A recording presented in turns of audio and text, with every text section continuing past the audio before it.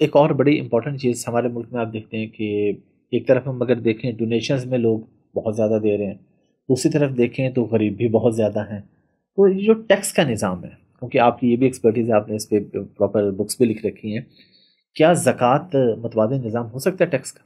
آج میرے خیال میں نہیں ہو سکتا. ایک دور میں جب کمیونٹیز اور سوسائٹیز چھوٹی تھیں.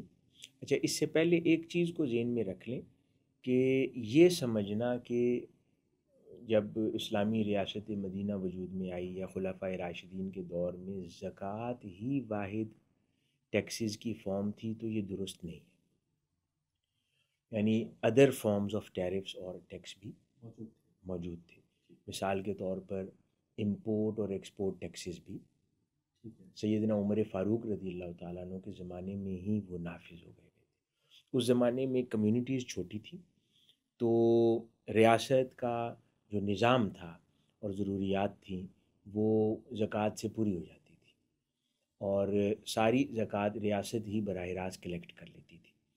تو وہ ضروریات زندگی پوری ہو گئی تھی. اور اس سے پہلے کیونکہ کلیتاً ٹیکسز کا وجود یا اس طرح کی نیچر نہیں ہوتی تھی، یا بہت کم یا ریئر تھی، تو اس لیے پہلے فیز کے اندر صرف یہی انٹروڈیوس ہو جانا وہ بذات خود کافی تھا اس دور کے لیے.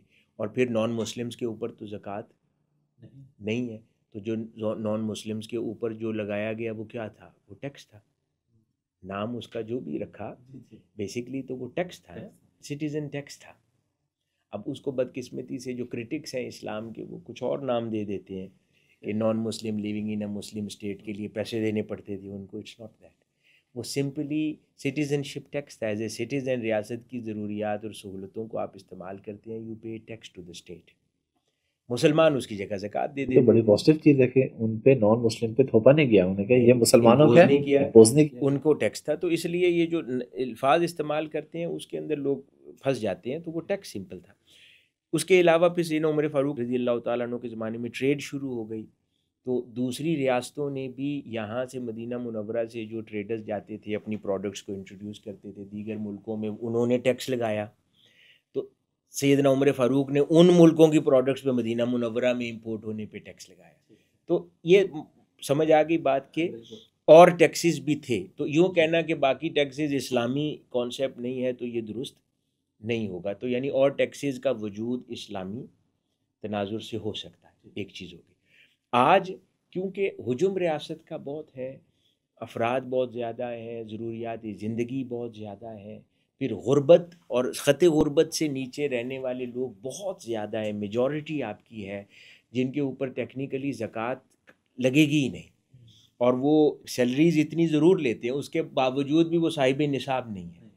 تو اگر ان کو کلیتاً نیٹ سے نکال دیں گے آپ، تو پھر ریاست کے لیے اپنے امور کو انجام دینا مشکل ہو جائے گا. ہاں، یہ آپ کو ضرور کہنا چاہیے کہ ٹیکسیشن کے سسٹم کو ریفارمز کی ضرورت ہے، اس کو امپروو کیا جائے، اس کے نفاذ کو بہتر کیا جائے، ٹیکسز نہ بڑھائے جائیں بلکہ ٹیکس بیس کو بڑھایا جائے، اور کوئی ایسے متبادل ٹیکسیشن کے نظام کو انٹروڈیوس کیا جائے جو لوگوں کے لیے بھی آسان ہو جائے اور اس سے ٹیکس بیس بھی انکریز ہو سکے. اس پر الگ سے کسی اور موقع پر بات کی جا سکتی ہے. ہاں نہیں، میرے خیال میں یہ ریاست کے لیے کام کرنا دشوار ہو جائے گا، اور ریاست کے بنائے ہوئے قوانین پر عمل پیرا ہونا بھی تعلیمات اسلامی میں سے ہے.